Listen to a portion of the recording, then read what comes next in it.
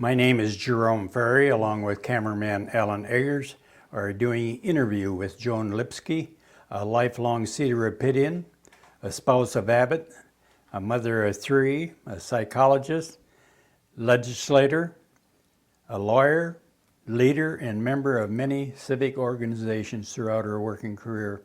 Joan, when were you born? I was born April 9th, 1919. What was your parents' names? My mother was Ruth Smulikoff Miller. My father was John Miller. Do you remember your grandparents? Yes, well, my grandmother died when my mother was a child, so I never knew her. Yeah. But my grandfather died when I was about 12 years old, and I knew him well. Yeah. Was your grandma and grandpa immigrants? Yes, they were. My grandfather came from an area of what we consider Russia. It's the Ukraine, near Kiev. And he came to this country and came straight to, well, he came to Cedar Rapids to settle as a very young man. He was about 16 or 17 years old when he came. Was there anybody here that was going to help him out? Yes, he had either a relative or a friend who was here, and that's why his parents sent him here. Then later in life, he built the store on the island.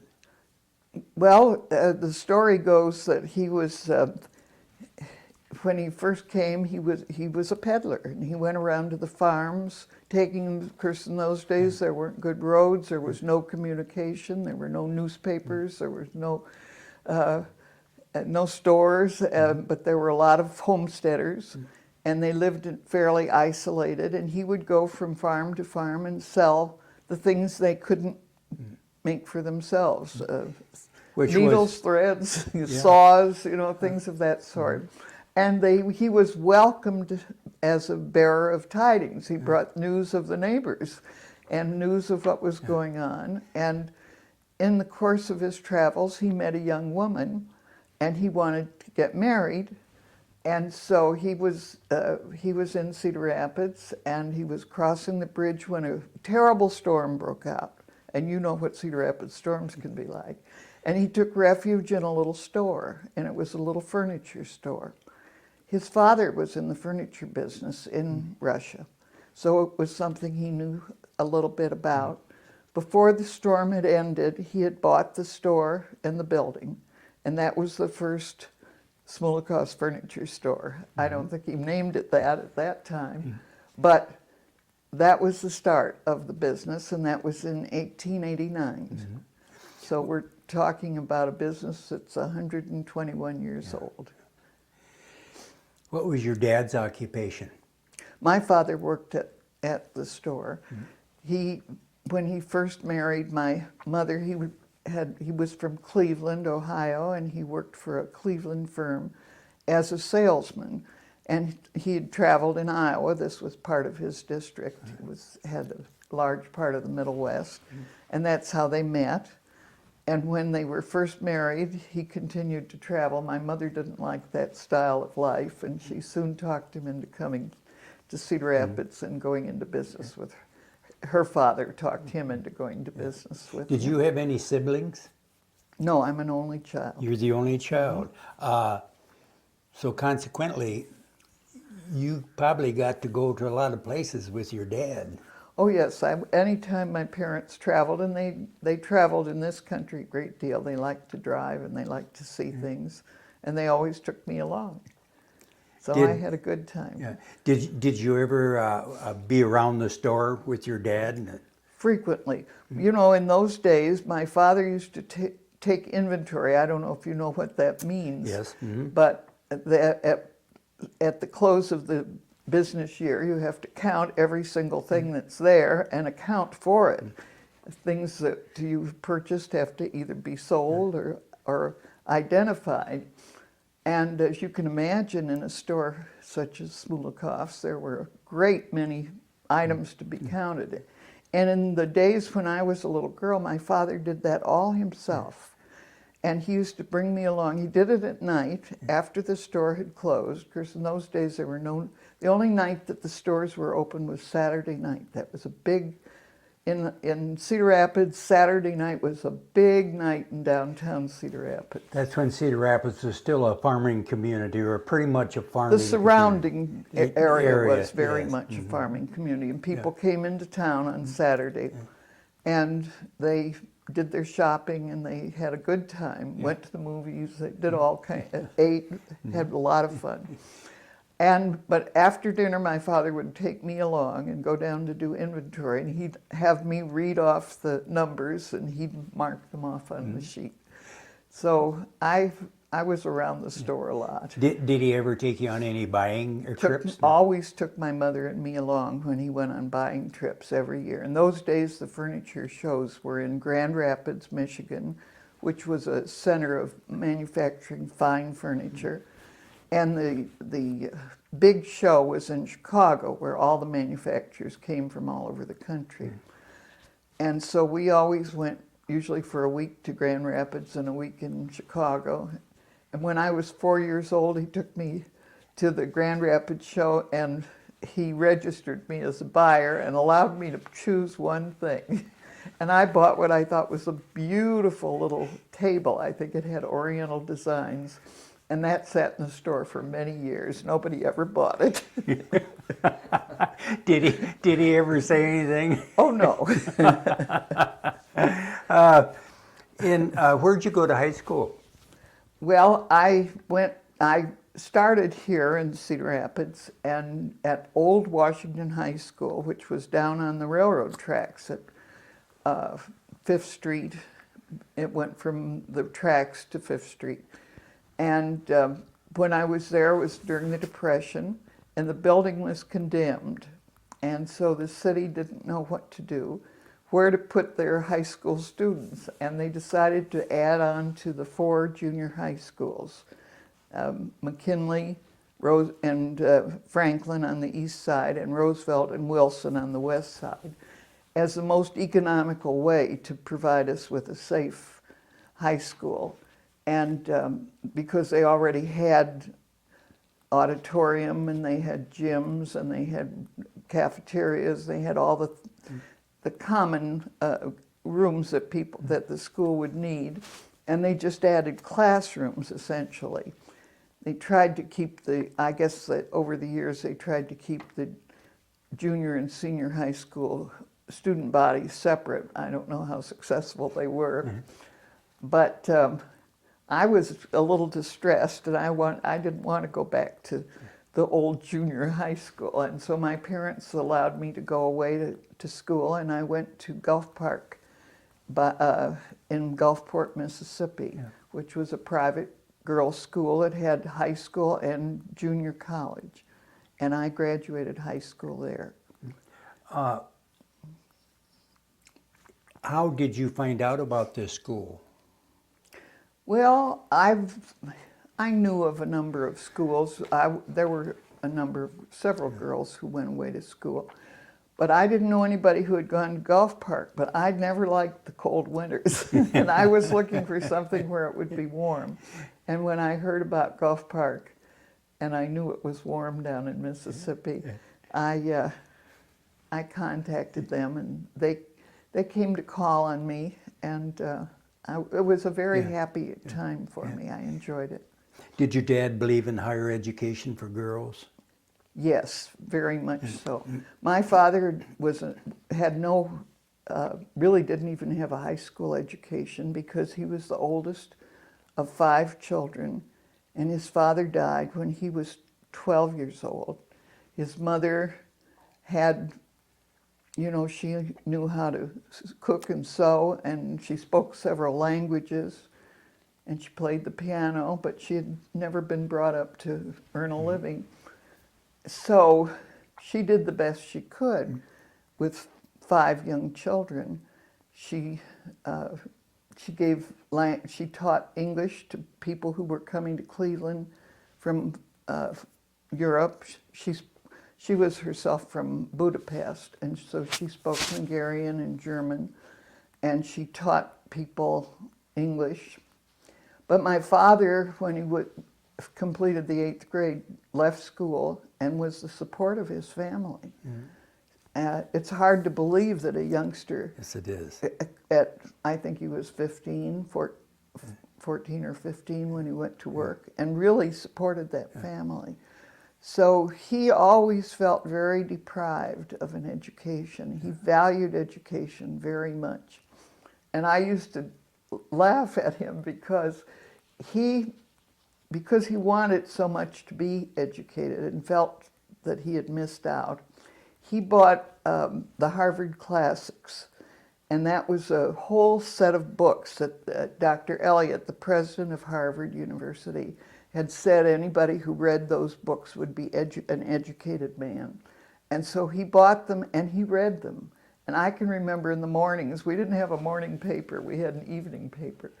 And in the mornings, he'd come down to breakfast and he'd read part of the Harvard Classics, and he just read his way through all of he read Plato, Socrates, Shakespeare, Adam Smith, history, literature, and I used to say, Daddy, you're better educated than anybody I know. Had you had any, when you graduated from high school, did you have any idea what you wanted to do with your life? Probably not. At that age. Yeah. I thought I wanted to be a writer, and I went to Northwestern University in Evanston because they had a wonderful Medill School of Journalism, still an outstanding school. But when I looked at the curriculum and I realized that I was going to have to take things like copywriting, copy editing, and layout and things of that sort, that wasn't what I had in mind. So I got my degree in liberal arts, and I majored in psychology and ended up doing graduate work and working as a psychologist. Yeah. You did graduate work where? At the University of Iowa, which had, in those days, an outstanding department of psychology. And then did you have to intern someplace or Well, that's a very interesting question. I was married while I was still getting my graduate degree. And my husband, Abbott, was a banker. He was at the Harris Trust and Savings Bank at that time. And I thought, well, I'll finish my degree at the University of Chicago. I've already had a lot of acquaintance with the psychology department at Northwestern. In fact, I had taken many of their graduate programs as an undergraduate. And when I got there, I found that the University of Chicago didn't really have the kind of a program I was involved in. And so I went to, which was clinical psychology for children. And so I went to the hospital and asked them if they would have any place for me. And the head of the Department of Psychology said, you know, I've always thought we should have an internship in psychology. We've never had that. We have it for all our medical students, but not for our psychologists. And she said, would you be willing to do that? You wouldn't get any pay, but you would have uniforms and meals. And I said, yes, I'd be delighted. So they got a grant from the Rockefeller Foundation. The Rockefeller Foundation was heavily interested and involved with the University of Chicago. And I was, in fact, the first intern in psychology, I think, any place. And now it's, of course, a very necessary thing for anyone who's going to practice clinical psychology.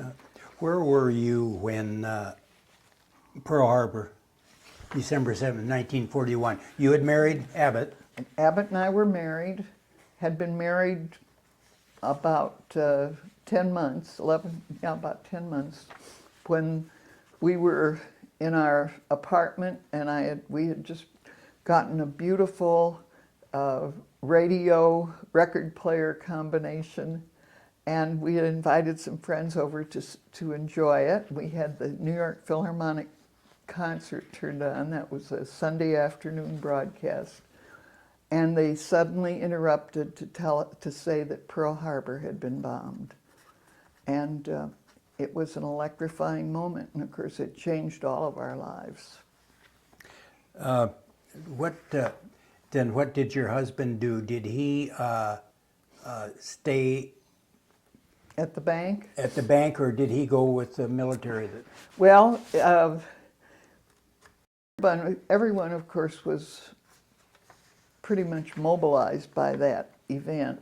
In fact, Abbott's younger brother was serving, you know, they already had a draft, and he was serving in the military because everyone was obliged to spend a year in the military. The war obviously had started in Europe several years earlier. This was in Pearl Harbor was December 7th, 1940. 41. 41, right, 1941. And the war had started with France and England, the Allies, against the Axis countries in 39, in September of 39. So there was, of course, a great deal of, I don't know, apprehension, involvement, concern for the war, and that Pearl Harbor obviously catapulted us into the war. And so some people were already in military service. As I say, my brother-in-law was.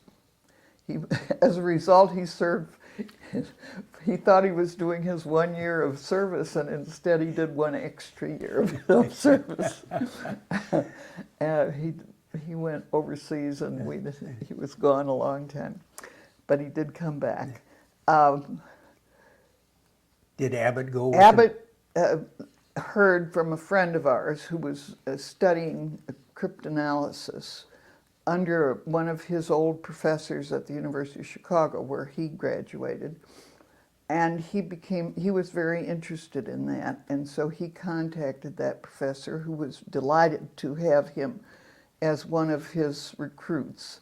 And he became a cryptanalyst and then went with the Signal Corps Intelligence Service, and he served there until the end of the war as a cryptanalyst. I can imagine there was a great need for that. Oh yes, because there were very few people involved in anything like that at that time. Did he ever tell you what was going on in his job, or could he tell you? Or? He was really sworn to secrecy, and for a period of 50 years after the war. And interestingly, he used to get letters from time to time advising him that he was still subject to the secrecy laws. And so no, he never told me anything about what he was doing. So I knew he was a cryptanalyst, and that was as much as I knew. Didn't ask and I tell you the truth, I probably couldn't have understood it anyway. Loose lips sink ships. Right. Well, it was very complex. You know, they wrote codes and broke codes. And so what'd you do in Virginia while he was with the military? Well, when we first got there, I did work as a psychologist. We lived in Arlington, Virginia, which is essentially just a county, not a city. There's not an incorporated city there, but of course it's now a totally urban area. But I discovered that they had a lot of social problems with children who were, you know, somehow became wards of the county or through various needs, and they had no staff at all. So I served as a consultant to them and worked with all of those children, and then I took on some private patients and worked as a psychologist, and also got pregnant with my first child and was a mother.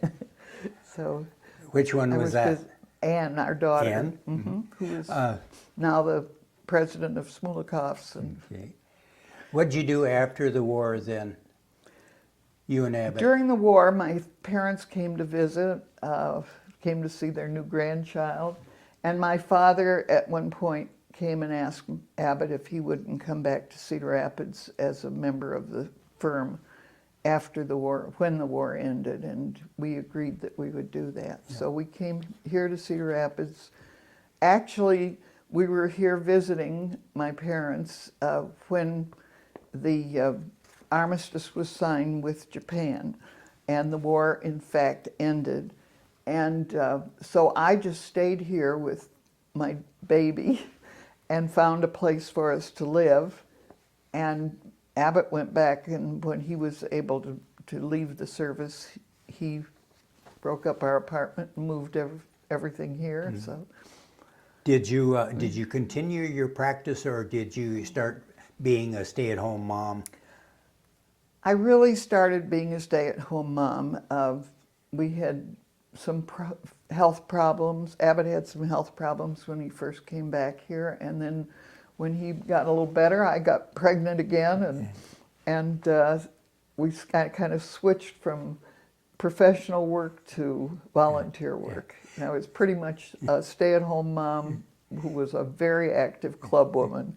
Did you find your stint in psychology? Did you find that satisfying? Was that Yes, I liked it very much. I liked the idea that I could help people, help working children. with children? Yes, Yeah. it was very satisfactory. So, what did you do after the children was growing? I think you already mentioned you become very active in. I was active in many organizations here in the community, and had served as the first president and one of the organizers of the Linn County Mental Health Association, and I worked with the League of Women Voters. I was politically active, just in causes, but we were especially interested in education because we had young children who were going to have to go to school, and through the years, the war years, our schools, of course, were pretty much neglected. And then we had the big baby boom. My children were part of that. And so we had a tremendous strain on the schools. And when Anne was still very young and we first came here, they had a bond issue that failed. And so we decided to get very active and see that there would be new schools and improvements in the existing schools. So both Abbott and I were very involved in education. You were talking about you were very involved in setting up the Linn County Mental Health Association. Yes. Back at that time, was there a place to house the mentally impaired people? Well, mentally ill people were just pretty much shunted off into we had 4 large state mental health institutes. The one that served us was in Independence. And when I was a student at the University of Iowa, I had gone up to Independence and visited there, and I realized there was really no treatment. People who went there just stayed there and died, essentially. They put them in rocking chairs, or if they were to rock their lives away, or if they were more disturbed, perhaps in a locked ward and in straitjackets, and really, it was, and they really got no treatment. And so I had been part of, there was a national movement, really, to provide treatment and care for people who had mental illness, and that was why I was very involved, both at a local level in trying to have a mental health clinic where people could get outpatient services, and in changing our mental health institutes to be therapeutic rather than just custodial. You were talking about you were heavily involved, back up a bit, heavily involved in children's psychology. Was there nowadays there's an awful problem, you hear a lot about attention deficit, and they put them on Ritalin or some other drug. There was no such, we didn't even know of such a thing in those days. Even those of us who were professionals had never heard of it. You knew they had a problem, but you didn't call it attention deficit. No, there was no such thing as Ritalin, and there were really not widespread use of drugs with anybody who was mentally ill. Now, it's just gone totally to be drugs that alter moods and behavior are the thing they use with adults and children too. And it's past, I was in it too early to know much about that. When did you become interested in politics? Well, I was always interested in politics. I can remember the first time I voted. My father thought that politics was very interesting, just as a citizen, a voting citizen. And he wasn't affiliated with any political parties. In fact, he used to say that no one should have more than 2 terms. He was for term limits before that. Before anybody heard of it, he used to say, once they get in there, they get too comfortable, throw the rascals out. But it was a lively topic around our dining room table as I grew up, so I always had a lively interest in just in political matters. And of course, when I was interested in mental health, I had done some lobbying in Des Moines on behalf of the Mental Health Association. And also as a member of the League of Women Voters, I had done a little work there. And so I've had a long time interest. You became interested in the legislative Well, the branch. legislative process, it kind of found me. After my kids were all away from home, they were all in school, and in '64 we had this rather a divisive election between Goldwater, who was a super conservative, and Johnson, who was not just a liberal, but had the air of not being quite straightforward and honest person. And so it was kind of a difficult choice between those two. Of course, the Vietnamese War was on, had started under Kennedy, and had escalated under Johnson's, as Johnson took over from Kennedy. So all of those issues were disturbing, and we were just sitting around socially one evening, and people were saying, "Oh, isn't it terrible? The Republicans are so conservative, and the Democrats are so broken up into groups that just want things for themselves." And I said, "It's our fault. We have to be active in the party instead of waiting to see who they give you to vote for." So somebody said, "Well, will you be active in a party?" And I said, "Yeah, sure." And they said, "What party?" And I said, "Oh, I'm a Republican." And so soon after that, I got a phone call. Someone who was present had told the chairman of the local Republican Party that I had said that. So I didn't know this man, but he called me and he asked me if I would have lunch with him. And he asked me, he said, "I hear you're interested in working for the party. What would you want to do?" And I said, "Well, not lick stamps." And he said, "Well, would you run for precinct committee chair?" And I said, "Yes." And he said, "What if you had opposition?" And I said, "That wouldn't bother me." And so he said, "Well, let me think about it. I'll get back to you." And so then the precinct meetings came along, and he never got back to me. So I thought, well, okay. But a week or two later, he called and he said, "I'd like to come out and visit with you and your husband." So I said, "Okay." And he came and he said, "Well, you probably wondered why I didn't get back to you." And I said, "Yeah." And he said, "Well, I want you to run for the legislature." And I was just floored by that.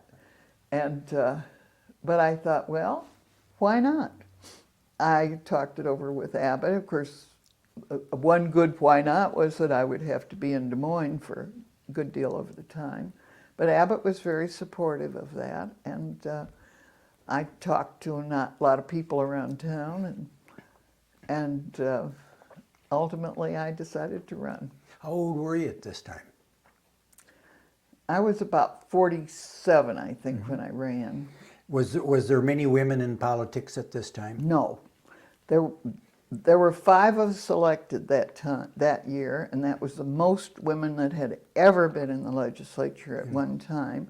And in fact, there had only been 24 women elected previously, starting in 1919 was when women got full rights and were able to run for office. Subsequent to that, the year I was born. So in all those 46 or 47 years, there had been only 24 women elected to the Iowa legislature.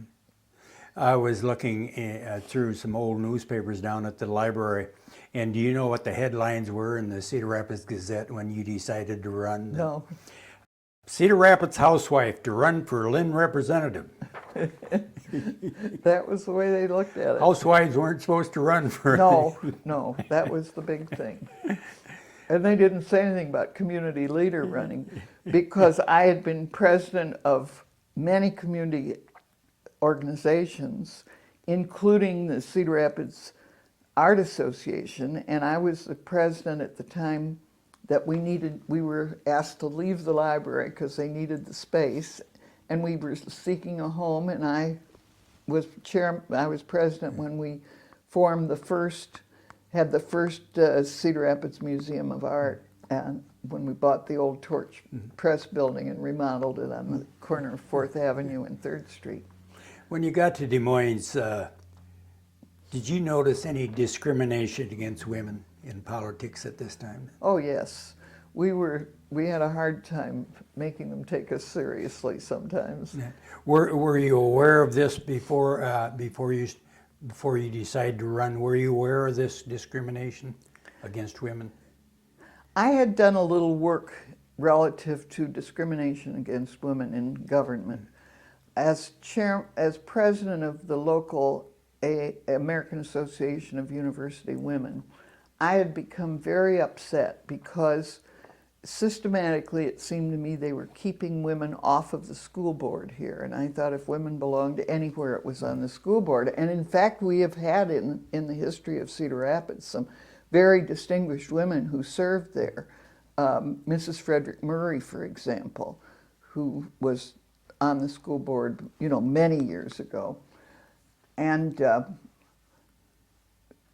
but it seemed that they were just pushing women off, and the school board had gotten in the habit, if somebody decided they were not going to run for re-election, one of those men, they would resign some months before the election, and then the board would appoint their successor, and so that person would run as an incumbent. It was very difficult to beat them. And so I got together a group of women who were all presidents of various women's organizations in Cedar Rapids, business and professional women and so on. And there were a whole bunch of us, probably maybe 20 or more, and asked them to support a very outstanding woman for school board. And I talked to a friend of mine, Georgia Nye was her name. Her husband was one of the editors at the Cedar Rapids Gazette, and she was a graduate of Grinnell College and a very bright woman. And she had said she would run for office for the school board. And so when somebody resigned from the school board, I went down with a couple of the other women and called on the chairman of the board and said, we want you to know that the women of Cedar Rapids who belong to all of these organizations, and we gave them a list of those organizations, are going to support a woman for the Board of Education. And if you're going to appoint someone in the interim, I suggest you appoint our candidate, because if you appoint someone else, we will beat him. That was how George and I got on the school board. And that's how you gained a reputation of a lady that was going to get something done. Then. Well, yes, I think that was one of the ways. Did the news reporters, do you think they treated women fairly that was in the legislature down Des Moines? Well, once when I was in the legislature, there was some issue that came up on the floor of the House, and I had no idea that there had been a little coalition to beat this thing that I was supporting. And I was so frustrated when the vote came and I saw how it turned out, and I went steaming out of the room and I said, "It's not fair, it's not fair." And a friend of mine who was a lobbyist who was sitting out in the lobby, represented the Education Association actually, and he looked at me and he said, "What kind of a silly little sissy word is fair?" So when you ask me whether the news people were fair, that's really not the word. Did you feel that being a woman, that you had to prove yourself, Oh, no question. that you were about capable of this job, that you... it. Absolutely, that was. It was just inherent in the way we were treated by everyone, really, not just by the press, by the public, by the legislators, our fellow legislators, by the staff. We really had to prove ourselves. A woman had to be a better legislator than a man in order just to be accepted. You found yourself having to work a lot harder at this yes. job than the men were. Absolutely. Not to say there weren't men who worked very hard, but there were men who didn't work very hard, and they were respected and accepted. And I would say a woman who didn't work hard would have had a very, very hard time. But all of us worked very hard. How did they seat the women in the back of the assembly, or? Well, when I first came, they have an order in which people are seated. They probably still do. The leaders of both parties got first choice. The majority party obviously got first choice, then the minority party leaders. Then all of the returning legislators got to choose their seats, and then the new people got to choose. And there were a lot of us new people. And they just drew names out of a hat. And by some coincidence, the last 6 names included the 5 women and the 1 black, Cease Reed, who had been elected to the legislature.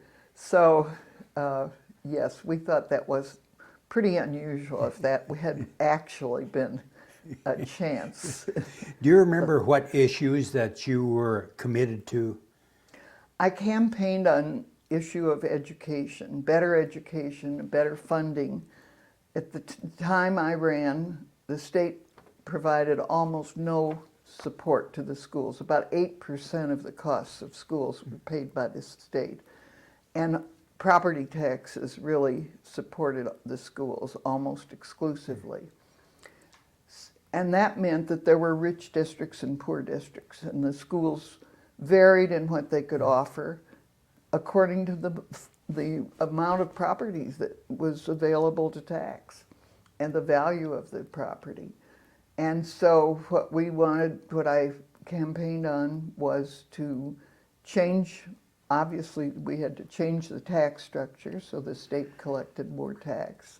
And we also had to change the way in which schools were funded so that the local property tax had a much smaller responsibility and that the state would equalize the payments throughout the school districts everywhere.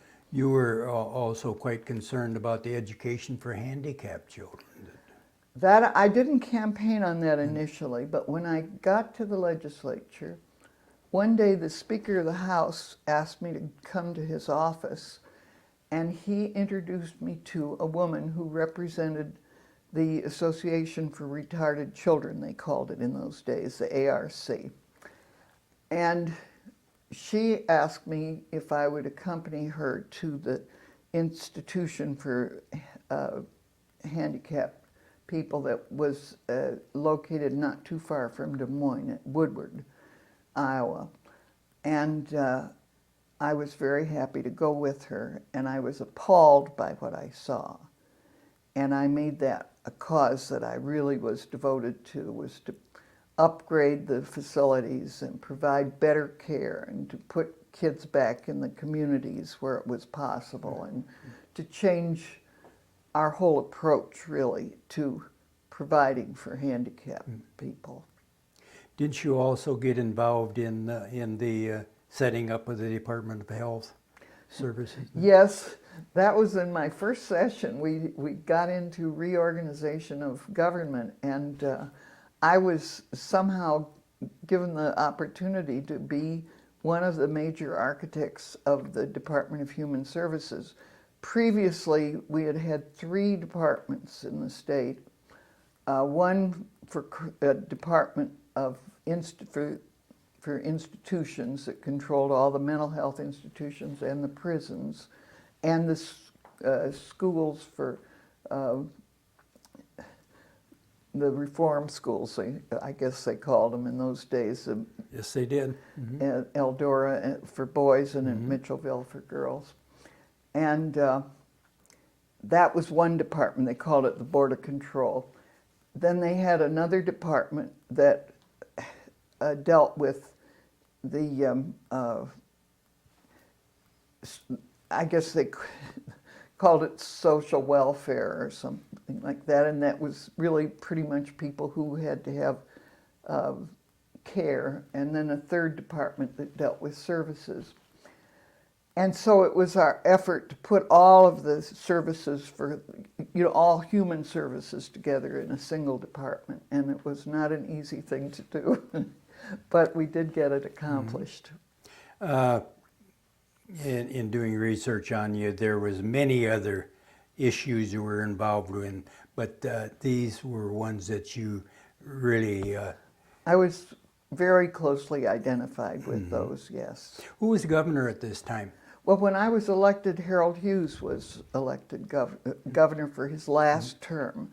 And then the next time I ran, at that time, governor and legislators had just 2-year terms. We changed that during my first session.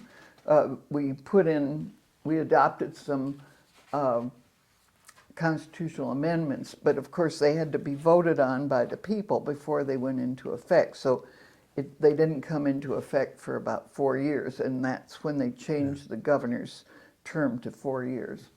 But Harold Hughes then ran for the U.S. Senate and was elected, as you know, and Bob Ray ran against Bob Fulton for governor, and Bob Ray was elected. So, did you ever have the opportunity to meet Mr. Ray personally? Oh yes, he was chairman of the Republican Party when I ran the first time, so I got to know him then. And of course, when he was elected governor, I was very delighted, and I worked very closely with him throughout my term. I served for 12 years, 10 years under Bob Ray, Governor Ray, and then I left the legislature before he left the governorship, and he, as governor, appointed me to a number of assignments, some of them long-term and some of them short-term. Are you still close friends today? Yes, we are. I saw him very recently. He was here in Cedar Rapids about 3 weeks ago for the Junior Achievement Awards. Had this given you a great deal of self-satisfaction and probably self-confidence in yourself?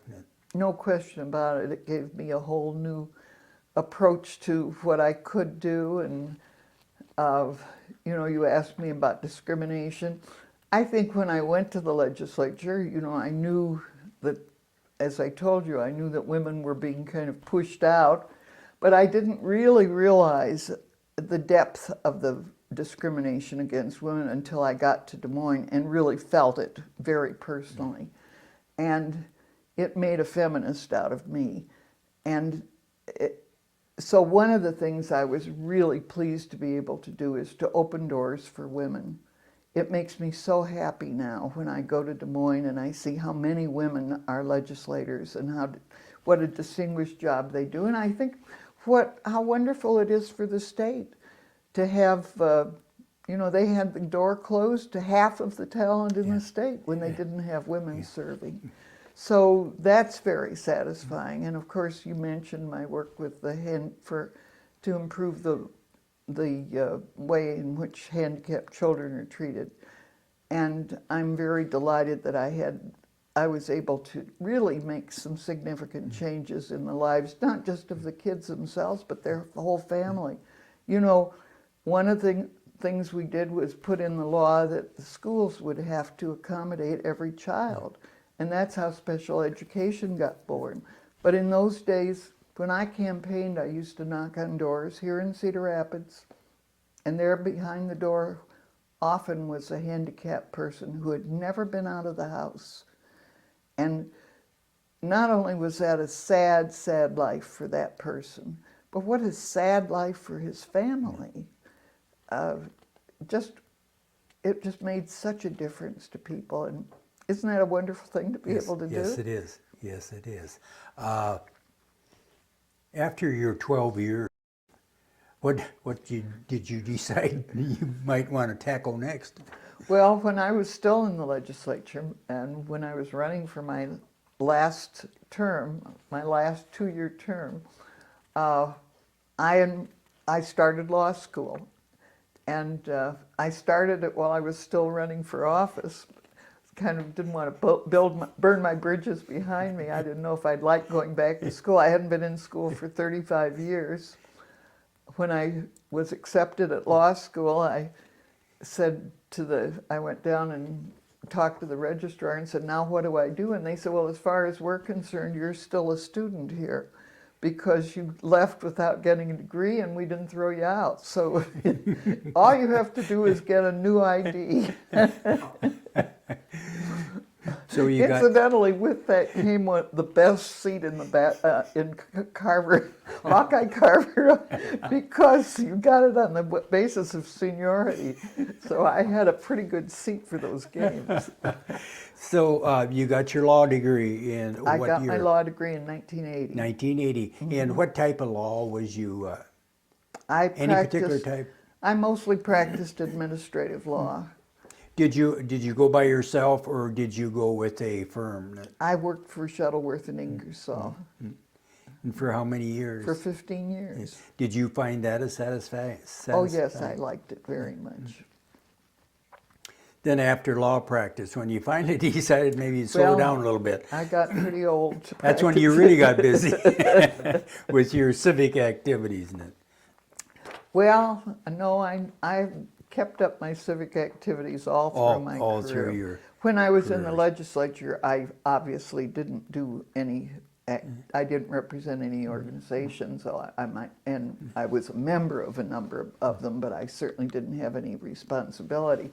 But as soon as I graduated from law school, I went back to a lot of those organizations that I had been in, and then shortly thereafter I was asked to go on the co-board, and I still am on that board, and that's been 27 years. Mm-hmm. When did your husband, Abbott, pass away, Joan? It was a year ago in May, end of May.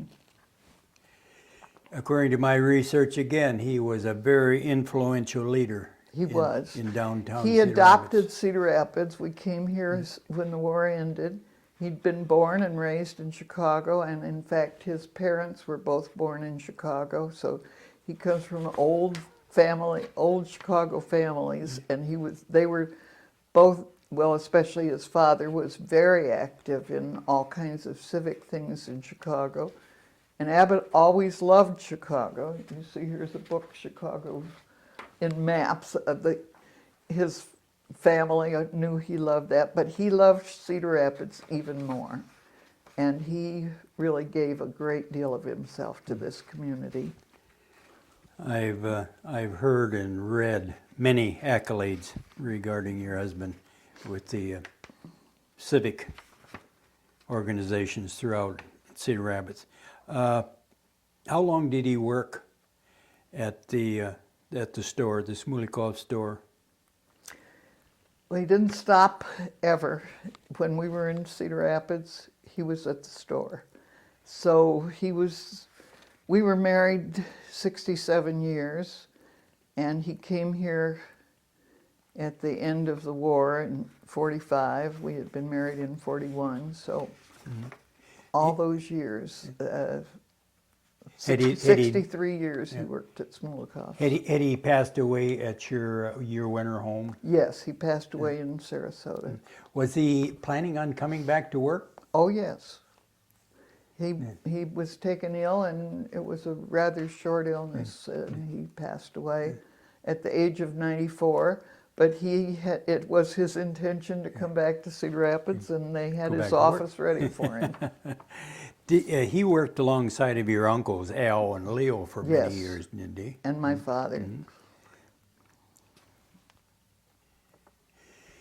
After he had passed away a couple months, we had the big catastrophic flood in Cedar Rapids. He had just died just prior to the flood. He was buried on the 3rd of June of 2008, and the flood started on the 11th of June.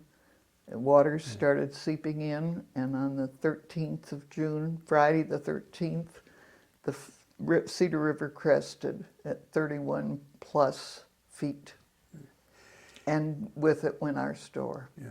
Thinking back, do you think he could have handled it? It would have been terribly hard. Heart-rending. Yes, I don't know how he was a strong man, but that was a terrible thing. Did you ever have any desire to work at the store, Joan, yourself?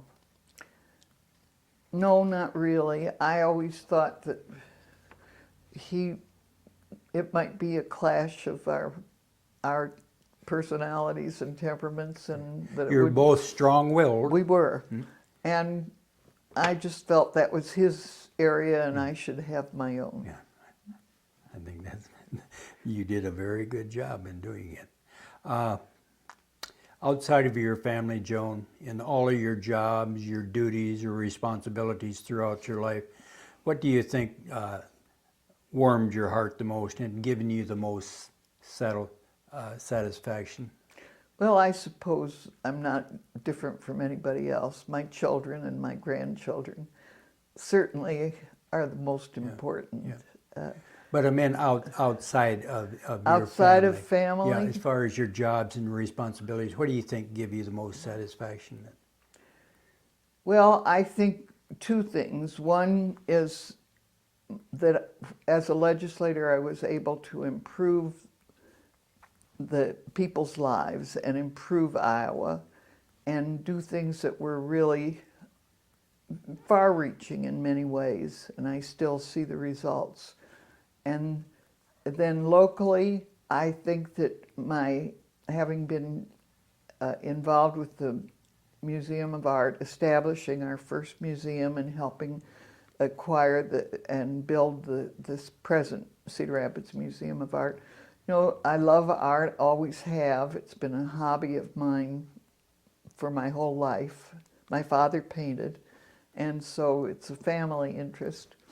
And I think, you know, it's wonderful to be able to go and see this beautiful institution, beautiful museum, and know that you had something to do with putting it there. Yeah. Joan, your family here, would you like to tell us who all of these people are and where they may I'd be be living? delighted.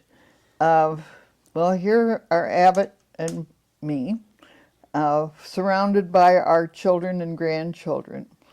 This is our daughter Anne, who lives here in Cedar Rapids, and she's done a fabulous job of running the store, and most of all, serving as a real community leader in being the very first business in Cedar Rapids to reestablish. As soon as the power was turned back on, she was opening that store, and I'm very proud of her. This is her son, John. He's now an attorney. He's married and lives in Los Angeles, and is married to a fellow attorney. This is her daughter, Alexandra, also a lawyer, practicing in Minneapolis. This is the next youngest, our son, John. John is I'm very proud of him. He's very distinguished. He's the first deputy managing director of the International Monetary Fund. And he's had a career he's an economist, and he was the chief economist for Salomon Brothers and then the chief economist for J.P. Morgan Chase Bank. And then they asked, President Bush appointed him to the International Monetary Fund, where he is still serving. This is his wife, who's a very lovely and charming person and with a very interesting background. Born in Hungary and escaped with her parents at 9 months when the Russians came into Hungary. So she has a very interesting background. And their children are, this is their daughter Elisa. She's a journalist. She writes for W Magazine and for Women's Wear Daily and lives in New York City. Is about to be married on the 14th of November. And this is their son Daniel. He's also lives in New York. And he is a paralegal. This is their daughter, Andrea, who has just recently graduated from college. She's the baby of all of this group. And then our son, Tad, everybody calls him Tad. He's really Abbott Lipsky Jr., but we've called him Tad from birth, and they still write about him as Tad. He's a lawyer, a very distinguished lawyer. He is practices in the field of antitrust and is an international antitrust specialist. So both of my sons travel all over the world and are known all over the world, and by people everywhere. He has 2 daughters. This is his older daughter, Leah. She's getting a doctorate in nutrition from Cornell University and is the mother of my great-grandchild. Very special.